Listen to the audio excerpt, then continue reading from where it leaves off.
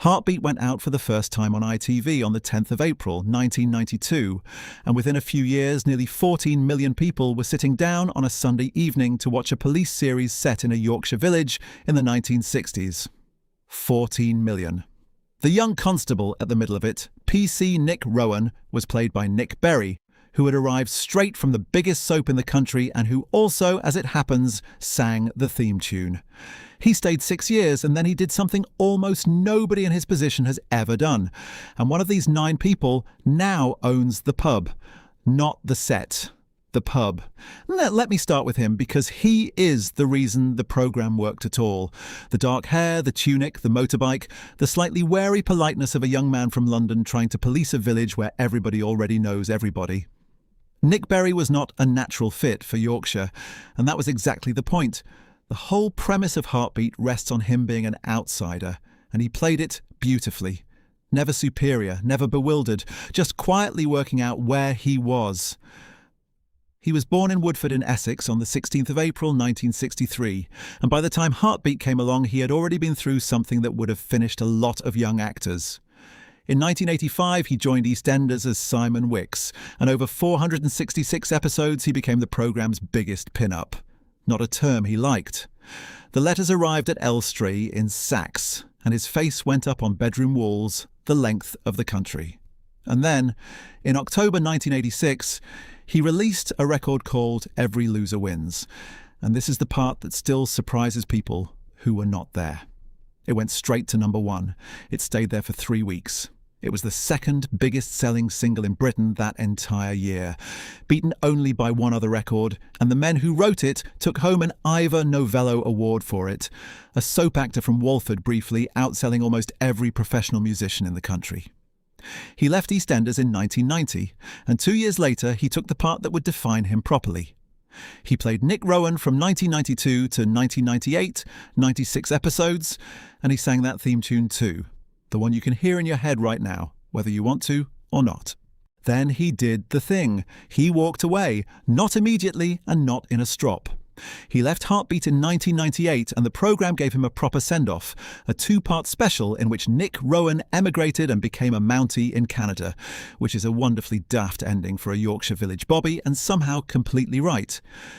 He went on to lead Harbour Lights for 2 years, playing a harbour master in a Dorset town, which was ITV asking for the same warm Sunday evening feeling in a different postcode and getting it. Then he did a much tougher thing called In Deep, from 2001 to 2003, about undercover police officers. No coziness at all, a deliberate attempt to be taken seriously by an actor who was tired of being told he was charming. And then he stopped acting altogether. He was in his early 40s. There were few more bankable faces on British television at the time. He had a wife, he had married the actress Rachel Robertson in 1994, and 2 young sons, and he decided that he would rather be at home with them than on location for 9 months of the year. He set up a production company called Valentine Productions and worked behind the scenes instead, and he stepped away from that too, resigning as a director in October 2019. He is 63 now. He does not do interviews about it. He does not turn up on nostalgia panel shows to be asked how it feels to be forgotten, because he does not appear to feel forgotten at all. He is a lifelong West Ham supporter, and he goes to the football, and every so often a photograph of him appears in a newspaper under a headline about how different he looks, written by somebody who cannot conceive of a man deciding he has had enough. Think about what he actually gave up. Heartbeat at its peak was one of the 2 or 3 biggest dramas on British television, running for 18 years in the end, and the part was his for as long as he wanted it. He was 35 when he handed it back. Most actors spend their whole working lives hoping for one part like that, and he had already had 2. I find that admirable rather than sad. He got everything the business had to give him. A number 1, 2 hit series, a decade of being the most recognised young man in Britain, and then he closed the door himself from the inside, while he still had the choice. Now, that question I left you with at the start. One of these 9 people owns the pub from Heartbeat, the real building, in the real village, not a set on a lot. I will come to that right at the end, and I think it will make you smile. The man who came next had already tried to get himself elected to Parliament, and he stood against one of the most famous politicians in the country to do it. Claude Jeremiah Greengrass, the coat, the dog, the permanent expression of a man who has just been caught and is deciding which lie to try first. If Nick Rowan was the reason Heartbeat worked, Greengrass was the reason people loved it, and Bill Maynard played him with the timing of somebody who had spent 40 years in front of live audiences, which is exactly what he was. He was not born Bill Maynard at all. He was born Walter Frederick George Williams in Farnham in Surrey on the 8th of October 1928, and he took his stage name off a billboard advertising Maynard's Wine Gums, which is the most 1940s thing I have ever heard. He came up the hard way through variety, through holiday camps, through working men's clubs, and at Butlins in Skegness, he met a young comic called Terry Scott. The two of them ended up with their own series, Great Scott, It's Maynard, in 1955. He was a television star at 27, 20 years before most of the audience watching Heartbeat had ever heard of him. He worked constantly through the 60s and 70s in the way that jobbing character men did. He was in 5 Carry On films, he is Mr. Dreary in Carry On Loving, and wonderfully, Guy Fawkes in Carry On Henry. He spent 5 episodes in Coronation Street in 1970. He had his own programme on BBC Radio Leicester. He wrote his memoirs in 1975 and called them The Yo-Yo Man, which tells you how the career felt from the inside. Up, down, up again, and never for very long in either direction. Then in 1976, he found the part that made him a household name. Selwyn Froggatt, the well-meaning disaster of a council labourer in Oh No, It's Selwyn Froggatt. Thumbs up, everything collapsing behind him. 2 years of that, and every child in Britain doing the thumbs-up impression in the playground. In 1980, he turned up in Worsley Gummidge as Sergeant Beetroot, opposite John Pertwee. And from 1981, he had 3 years as a small-time Yorkshire boss in The Gaffer. Cynical, cunning, permanently one step from ruin, and a clear, dry run for the poacher he would play a decade later. Here is the surprise. In 1984, at the height of one of the angriest periods in modern British politics, Bill Maynard stood for Parliament. There was a by-election in Chesterfield, and the man everybody expected to win it was Tony Benn, one of the best-known politicians of the century. Maynard put his name on the ballot as an independent Labour candidate and went out and campaigned against him. He came forth. He was entirely serious about it. He was a lifelong Labour supporter and a vegetarian long before it was fashionable. And he was quite unembarrassed about having lost. He played Greengrass from 1992 to 2000, through the years when the programme was pulling over 10 million viewers a week and then ill health took the part away from him. Strokes had begun to affect his mobility, and a character built on scampering away from a policeman across a field with a stolen pheasant under his coat is not a part you can play sitting down. That is a hard way for any actor to leave a job, and it was harder still for a man of 71 who had spent his whole life on his feet in front of an audience. He had come up in Variety, where you stand or you do not work. There is something quietly brutal about a body deciding your career is over while your timing is still perfect. His first marriage to Muriel Linnett lasted from 1949 until 1983. He married again in 1989 to the singer Tonya Byrne, and that ended in 1998. He had 2 children, and his son Martin went into music rather than comedy and played in a band called Ryder. There's one more thing about the Greengrass years that people forget. When Yorkshire Television built a spin-off around the same fictional world, a hospital drama called The Royal, which ran from 2003 and made 87 episodes of its own, it was Bill Maynard they sent across to launch it, along with William Simons and Mark Jordon.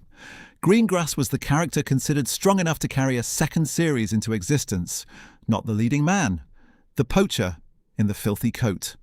Bill Maynard died on the 30th of March 2018 in hospital, not long after a fall in which he broke his hip. He was 89. A wine gum advert gave him his name, a holiday camp gave him his start, and a scruffy Yorkshire poacher gave him the last and best-loved 8 years of a 60-year career. The next one spent 4 years standing next to a fox. And the fox got most of the laughs. Sergeant Oscar Blaketon. Later Mr. Blaketon of the Post Office, and later still the landlord of the Aidensfield Arms, which means Derek Fowles is the only actor who got to be all 3 pillars of that village. 18 years, 342 episodes across all 18 series. Nobody else in the cast came close to that kind of continuity, and the programme leaned on him for it. Whenever Heartbeat changed its lead actor, and it changed them several times, Blaketon was the thing that told you it was still the same show. He was born in Wandsworth on the 2nd of September, 1937, and the family moved out to Berkhamsted in Hertfordshire when he was small. He did 2 years of national service in the Royal Air Force as a wireless operator before he ever thought seriously about acting. And then, between 1969 and 1973, he did the job that got him recognised in the street for the first time. He was Mr. Derek on the Basil Brush Show. If you were a child in Britain in the early 70s, your Saturday evening involved a glove puppet fox with an aristocratic accent, and the patient, slightly exasperated man sitting beside him was this man. It is a peculiar apprenticeship for a serious actor, and a lot of them would have been sour about it afterwards. He never was. He understood perfectly well what it had done for him. Working opposite a puppet teaches you an unforgiving lesson very quickly, which is that the audience is not watching the funny one. They are watching your face for permission to laugh. Half of what makes Bernard Woolley work, and every bit of what makes Blaketon work, is a man reacting. He learned that sitting next to a fox.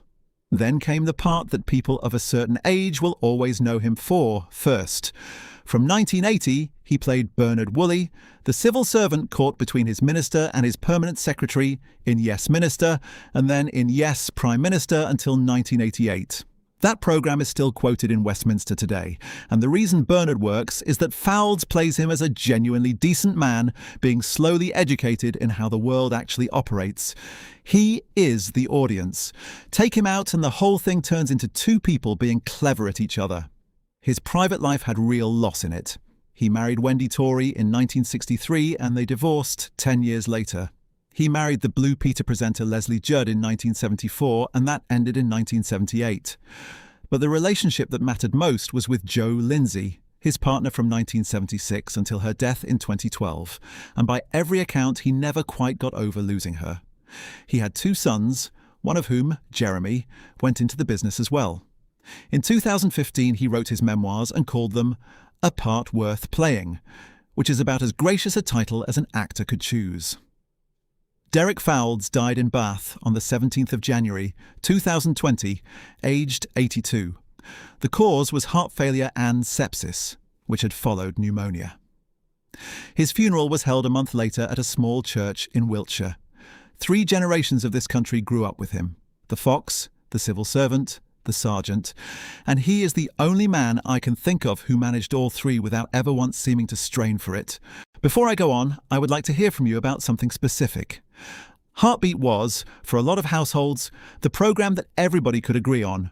Grandparents, parents and children in the same room on a Sunday night, which almost nothing manages anymore. Tell me below who you used to watch it with. That is the bit I'm always most interested in, and the answers are usually better than anything I could write. The one who comes next appeared in more episodes of Heartbeat than any other actor alive or dead, and he had been in front of a film camera since he was 9 years old.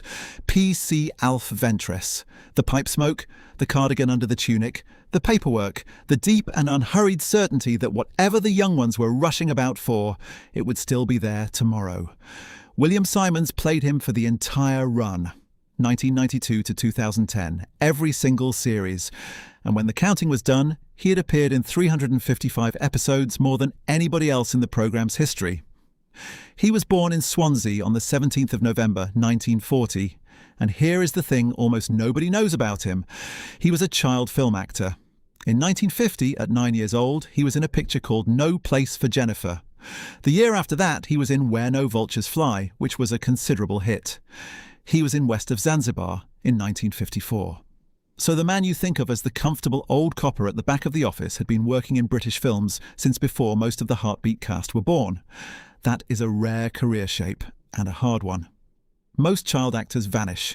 The work dries up somewhere between school and 25, and by 30 they are doing something else entirely and answering awkward questions at parties. He simply kept going, quietly for 60 years, and ended up holding the appearance record on the programme that finally made him famous at 52. And think about what those 355 episodes actually represent. Heartbeat changed its leading man more than once, changed its producers repeatedly, moved half its cast in and out, and shifted its tone from gentle comedy to something rather harder and back again. Through every bit of it, Alf Ventress was at the same desk with the same pipe. The audience did not tune in for him. They would absolutely have noticed if he had gone. He was married twice. His first wife, Janie Lowther, whom he married in 1968, died in 2002, and he married again in 2007.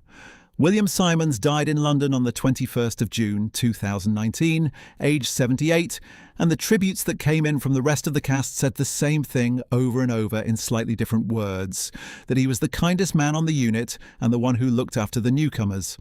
The woman who came next was a professional musician before she was an actress, and she comes from what is probably the most famous acting family in Ireland.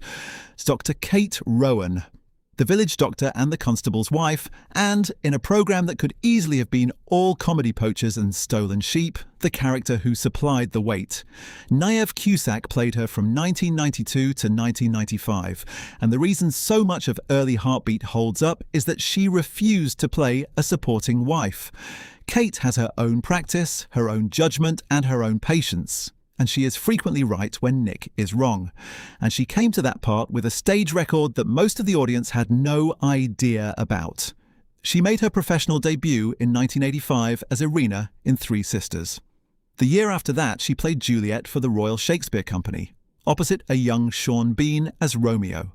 Since then, she has been Desdemona, and Rosalind and Portia, and Lady Macbeth opposite Christopher Eccleston, and Siobhan in the stage version of The Curious Incident of the Dog in the Nighttime. That is a career most classical actresses would be delighted with, and it ran quietly alongside the Sunday night drama the whole time. She was born in Dalkey, just outside Dublin, on the 20th of October, 1959, into a family where acting was simply what people did. Her father was Cyril Cusack, one of the great Irish actors of the 20th century. Her sisters Sinead and Saoirse act. So does her half-sister Catherine. Her brother Padraig ended up producing at the National Theatre. Sitting down to dinner in that house must have been an education and an ordeal in roughly equal measure.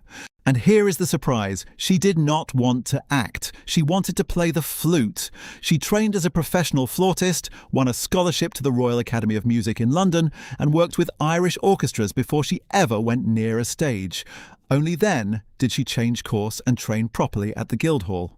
Everything you can hear in her line readings, the timing, the phrasing, the willingness to let a silence run, comes out of a musician's training rather than an actor's. She left Heartbeat in 1995 because she was expecting a baby, and the programme wrote Kate out by killing her, which was a decision that landed very hard on a Sunday night audience who had spent 3 years being told this was a comfortable show. People still bring it up. It is, I think, the moment Heartbeat proved it was a drama and not just a warm bath. She married the actor Finbar Lynch, whom she met rehearsing Three Sisters in Dublin in 1990, a production her father was also in, which must have made the introductions interesting, and their son, Callum, is an actor as well, so the family business rolls on. After Heartbeat, she went straight back to work and stayed there. She spent 3 years in Always and Everyone as Christine Fletcher at the turn of the century. She has been through Midsummer Murders and A Touch of Frost and Death in Paradise, the way every good British actor eventually is.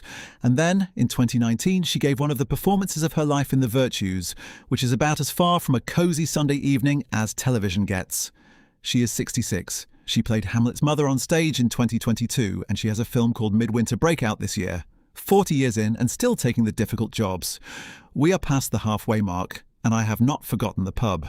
One of these people genuinely owns it now, in real life, in the real village where they filmed. Stay with me. The next man had played a King of England for the BBC long before he ever ran a garage in Aidensfield. Bernie Scripps, undertaker, garage owner, and the source of roughly half the money-making schemes that went wrong in the back half of the programme's run. Peter Benson joined in 1995 and stayed until the very last episode in 2010. And he had the trick of playing a man who was mournful and cheerful at the same time, which is much harder than it sounds. He was born in Wallasey in Cheshire on the 3rd of April 1943, and his father was a schoolmaster who served as a special constable during the war, which is a nice coincidence for a man who spent 15 years in a police drama. The surprise with him is the size of what came before. He was a Shakespearean. In the BBC's great television Shakespeare project, he played Henry VI, the king himself across the histories, which is one of the largest jobs in the whole canon. He was in Roman Polanski's Tess in 1979. He was in the first great train robbery. He turned up in The Blackadder in its very first series and in Doctor Who in a story called Terminus, and he was a genuinely accomplished singer and dancer as well, none of which the audience knew. To 10 million people on a Sunday, he was simply the fellow with the hearse. That is the ordinary, unglamorous truth of a working actor's life in this country, and it is why these videos are worth making. The people you half remember from one part have usually done extraordinary things you never heard about. He also had the unusual distinction of being there at both ends of the story. He joined in 1995 when the programme was at its absolute height, and he was still in it for the final episode in September 2010, when ITV finally turned the lights off. 15 years in the same garage. Whatever else Heartbeat was, it was a steady job for a generation of British character actors at exactly the point when steady jobs were disappearing from television, and I do not think that gets said often enough. The other thing worth saying about him is that he was funny in a way that is very hard to teach. Bernie Scripps is a man who runs a garage and a funeral parlour out of the same premises, which on paper is a sitcom joke, and Benson played it entirely straight. As a small businessman making sensible use of a van, that is why it works. A lesser actor would have winked at it. Peter Benson died on the 6th of September 2018 at 75, after what those close to him called a relatively short illness. He was surrounded by his family and his friends when he went, which is not something everyone in this story got. If you like this, the whole story rather than the headline told at a pace that lets it breathe, then please do subscribe. There is a great deal of British television still to get through, and I am working along the shelf, one programme at a time. The next one was in the first episode and stayed for 15 years, and he went through something in a courtroom that would have broken most people. PC Phil Bellamy, the young one. The one who was always slightly behind the joke and slightly too keen, and who over 15 years grew up in front of us into somebody quite different. Mark Jordon was in Heartbeat from the very first episode in 1992 until 2007, 324 of them. And he took the character across into the spin-off, The Royal, as well. He was born in Oldham on the 25th of January 1965, which makes him the baby of this list at 61. He was 27 when the first episode went out and 42 when he left, so the whole of his 30s belongs to that uniform. There are not many actors who can say that about a single job, and it is a double-edged thing. Enormous security and an audience who will call you Bellamy in the street for the rest of your life. After Heartbeat, he found a second long run, and in a soap this time, Emmerdale, where he first appeared as Daz Spencer in 2014, became a regular from 2017 and has been back as recently as December 2024. 161 episodes in all. The hard part came in 2018. He was arrested after an altercation outside a pub, and in the October he was charged with grievous bodily harm and assault. He pleaded not guilty, and he had to wait the better part of a year with all of it in the newspapers, his name attached to charges in every headline. In August 2019, a court found him not guilty of everything. Not one charge stood. He had, by then, lost a year of his life to it. What I like about his story is what came after. He had married the actress Siobhan Finneran in 1997, and they had 2 children before divorcing in 2014. He later married Laura Norton, whom he met working on Emmerdale, and they had a son, Jesse, in January 2021 and a daughter in November 2022. So a man who spent a year of his 50s waiting to be believed came out of it with a second family and a working life intact. The one after him left Aidensfield for a hospital, and this summer he turned up somewhere that connects this entire video to a completely different programme. PC Mike Bradley. He arrived in 1997 when Nick Berry was on his way out and the programme needed a new young constable fast, and he carried the show through to 2003. Jason Durr had the least enviable job in television, replacing a national heartthrob in the part the audience associated with him, and he did it by not attempting to be him at all. He was born on the 2nd of December 1967 in Singapore, which is a detail nobody expects from an actor best known for a Yorkshire police drama. He is 58. He did something clever with the second half of his career. But rather than chase leads, he went into Casualty in 2016 and stayed 7 years as the nurse manager, David Hyde. A part with real substance to it, mental health, grief, a man holding a department together while quietly coming apart himself, before announcing his departure in the autumn of 2022. That is a much harder job than being the handsome young constable, and he chose it deliberately. He married Kate Rowan, a television presenter and garden designer, in 2004, and they have 3 children. And here is the little piece of symmetry that made me laugh when I found it. In July of this year, 2026, Jason Durr joined the cast of EastEnders as a character called Clive Masters. Heartbeat's second policeman has ended up in the same square that Heartbeat's first policeman came from. 34 years after Nick Berry walked out of Albert Square and into Aidensfield, the traffic is going the other way, which leaves one person and the answer to the question I have been keeping from you since the first minute. Gina Ward, behind the bar of the Aidensfield Arms, singing when the mood took her, in and out of everybody's business, the emotional weather of that pub for the better part of 2 decades. Tricia Penrose joined in 1993 and stayed until the final episode in 2010, 338 episodes, which makes her the longest-serving woman in the programme's history. She was born in Kirkby in Lancashire on the 9th of April 1970, and the singing was not a gimmick written for the character. She could actually do it. She released a single in 1996, a version of Where Did Our Love Go?, which crept into the chart at 71. She had another go in 2000 with Don't Want to Be Alone and got to 44. In 2002, she reached the final of A Song for Europe, which was one step away from representing the country at Eurovision. And in 2004, she won the Christmas edition of Stars in Their Eyes, which, if you remember, that programme is a genuinely difficult thing to pull off. She was married to Mark Simpkin from 2003 until they divorced in 2021, and she has 2 children. She has been working on BBC Radio 4 since 2021. Not the obvious destination for a soap and drama actress, and rather a good one, because radio is the one place where a voice that can act and sing is worth twice what a face is. She is engaged to Chris Hargreaves, and they are due to be married this year. 17 years is a very long time to stand behind the same bar. She was 23 when she started and 40 when the programme ended, and unlike most of the cast, she never got a great tragic storyline or a heroic exit. She was simply always there, pouring, listening, rolling her eyes at green grass, and that steadiness is a large part of why the village felt like a real place rather than a set with actors on it. And here is the ending I promised you. Goathland is a real village on the North York moors, and for 18 years it stood in for Aidensfield, and the Goathland Hotel is the real building that played the Aidensfield Arms. Visitors have been going there ever since to stand in the doorway and have their picture taken. In July of this year, 2026, it was revealed that Tricia Penrose had become a co-owner of it. The barmaid bought the pub. 33 years after she first walked behind that bar with a script in her hand, she now owns the actual building in the actual village, and if you go there this summer, she may very well be the one who serves you. And there is one more thing about that village that I have always loved. Goathland Station, the little stone platform you saw in the opening titles for 18 years, was also used as Hogsmeade in the Harry Potter films. So the same stretch of moorland railway carried a Yorkshire Constable in 1964 and a boy wizard in 2001, and the people who go there now are looking for 2 entirely different things in exactly the same place. 18 years, 372 episodes, and a programme that never once left the 1960s.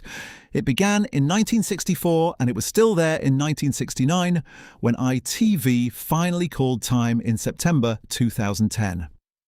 It was based on the Constable books by a Yorkshire policeman called Peter Walker, who wrote them as Nicholas Rhea, and it made a moorland village into a place that people still drive hundreds of miles to see.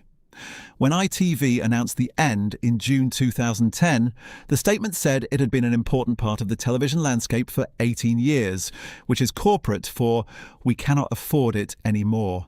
And, for once, also true. Bill Maynard was 89, Derek Fowles was 82, William Simons was 78, Peter Benson was 75. 4 men who between them gave that village its shape, and all 4 of them gone within 2.5 years of each other. That is what happens with a programme that ran this long. You do not lose people one at a time in an orderly fashion. You look up one day and half the office has gone. Between March 2018 and January 2020, Aidensfield lost its poacher, its garage man, its constable at the back desk, and its sergeant. But Niamh Cusack is still taking the hard parts at 66. Mark Jordon has a young family and his name back. Jason Durr has just moved into Albert Square. Nick Berry made the rarest choice available to a famous man and simply went home to his children and appears never to have regretted it for a single day. And Tricia Penrose is standing behind a bar in North Yorkshire that belongs to her now, which is, when you think about it, the best possible ending for a programme about people who stayed put.